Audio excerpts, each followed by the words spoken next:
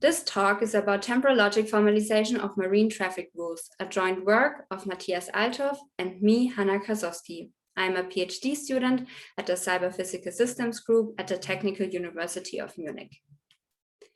Marine traffic accidents often do not only have severe consequences to the ships involved, but also to the environment and to the crew. This accident happened in 2018 at the Mediterranean Sea, where the red ship was at anchor and the white ship sailed into it because the person in charge on the bridge rather looked at his phone instead of checking for obstacles in front. Even there was an environmental damage from this accident. So the cause of this accident is actually human error. And in fact, human error is the most common cause of accidents underwater. Thus, autonomous ships would provide a huge potential to decrease these accidents and increase the safety on water. But these autonomous ships would also have to follow marine traffic rules, which are currently specified for humans and not in a machine understandable way. Thus, in this paper, we formalize marine traffic rules to be verifiable and applicable for autonomous vessels. The most fundamental from marine traffic rules are for open sea encounters of power-driven vessels, and thus we start here with them. We use metric temporal logic to formalize these rules, as that's a very versatile formal language, and we use parameterizable predicates to make our implementation as modular as possible. We finally then evaluate our formalized marine traffic rules on real data of 1,200 vessels. So the problem we are looking at is an open sea situation here. So we can assume that there's a sufficient water depth and there are no fairways or traffic marks which would restrict the maneuvers of the vessels. We also assume that we have a good visibility so that the vessels already can recognize each other from far apart. And finally, we look at power-driven vessels only here, as they are the most common vessels on the open sea. The legal framework here is the COLREGS, so the Convention on International Regulations for Preventing Collisions at Sea. And this convention is structured in 5 parts and 38 rules. And the second part, steering and sailing rules, is the important one for avoiding collisions and doing the right evading maneuvers. This part is then again structured in 3 subparts: the rules that apply for any condition of visibility, so at any time, the rules that apply for vessels that are inside of each other, and 1 rule for restricted visibility. If we now apply our assumptions from the previous slide, we see that we have to formalize the rules 4, 6, 8D, 11, and 13 to 17, which are a safe distance rule, a safe speed rule, and rules about the possible encounter situations that are conflicting. These encounter situations specified in the COLREGS are depicted here. For these situations, we have 2 types of vessels: the give-way vessel, which always has to evade and by that avoid the collision, and the stand-on vessel, which always has to keep its course and speed so that the give-way vessel can safely do its maneuver. The first encounter situation is a crossing situation, which is similar to right before left at the streets, where the vessel, which has another one at the right side, has to evade to the right and let the vessel pass in front. Then we have the head-on situation, where 2 vessels encounter each other head-on and both have to evade to the right side. And finally, we have the overtaking situation, where the vessel, which is faster and wants to overtake the here blue stand-on vessel, has to evade either to the right or to the left side in a way that its maneuver doesn't reduce the maneuverability or doesn't inflict with the stand-on vessel trajectory. Now that we know the rules on a verbal basis, we also have to understand the formal language we are using to specify them. And here we use metric temporal logic on finite traces of Boolean expressions. So a trace is here depicted by these circles and arrows.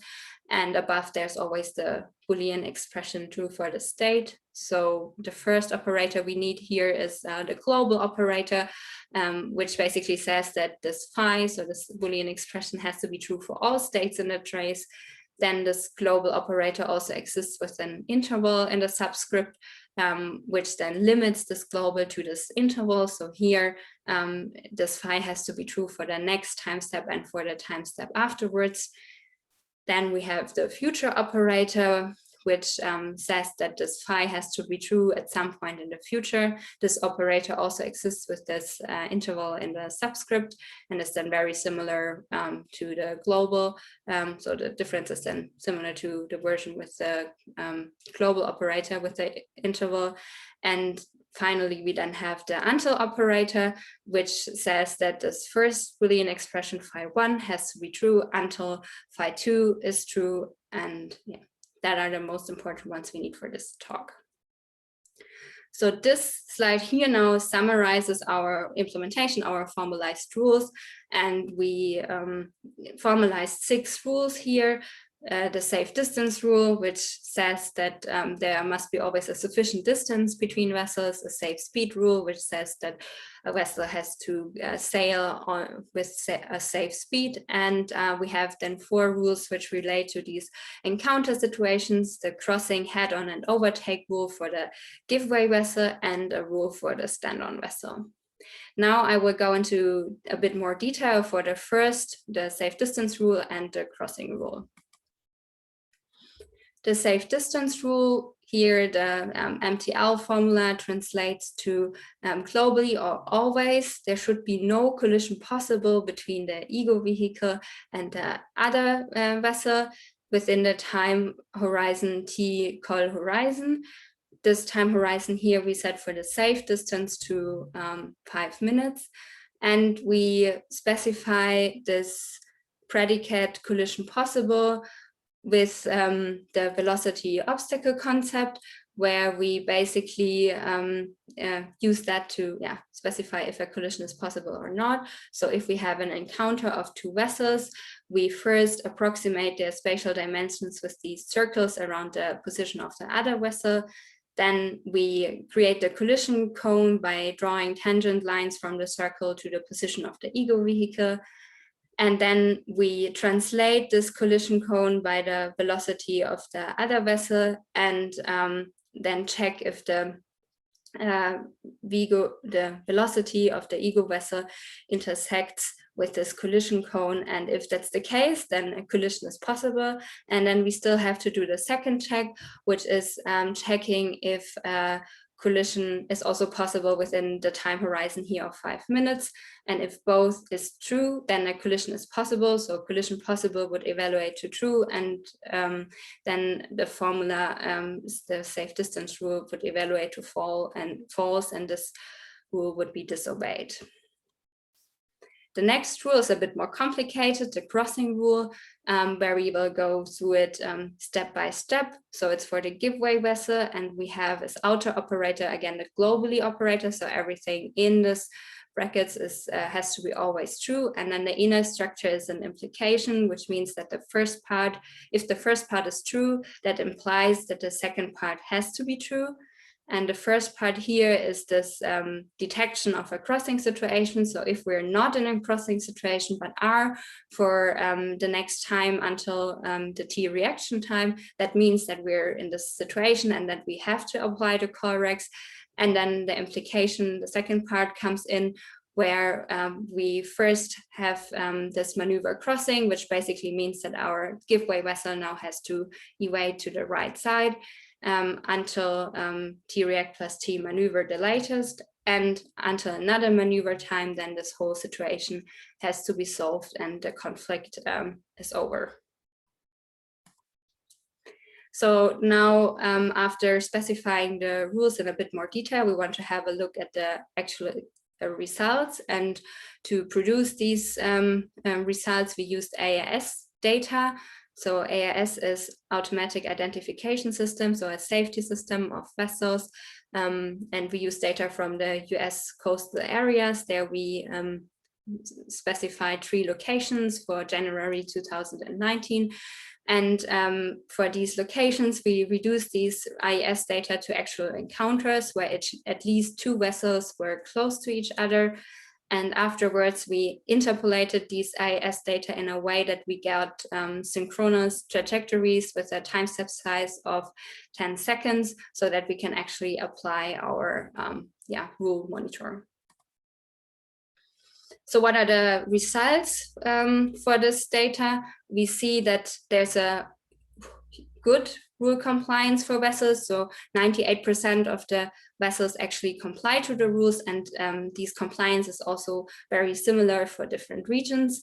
We also see that the rule compliance for the safe distance rule is a bit lower. That's due to a bit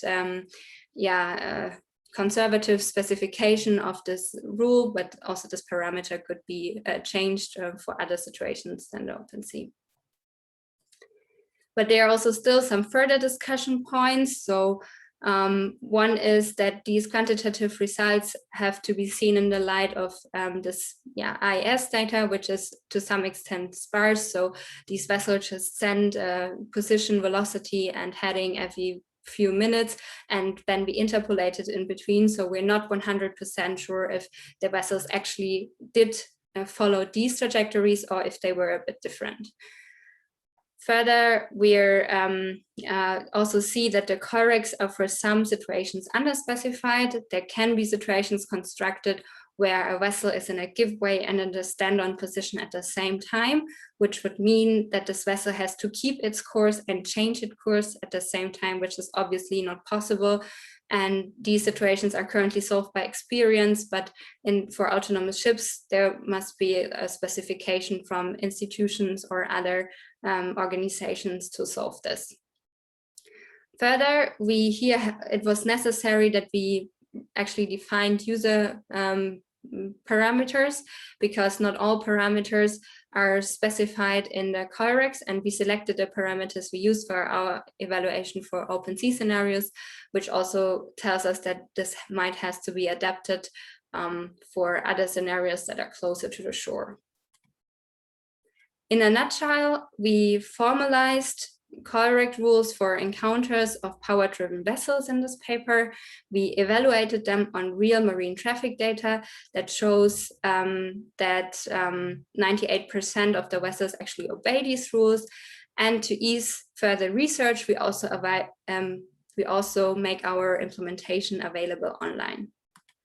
Thank you for listening, and if you have any questions, feel free to contact me.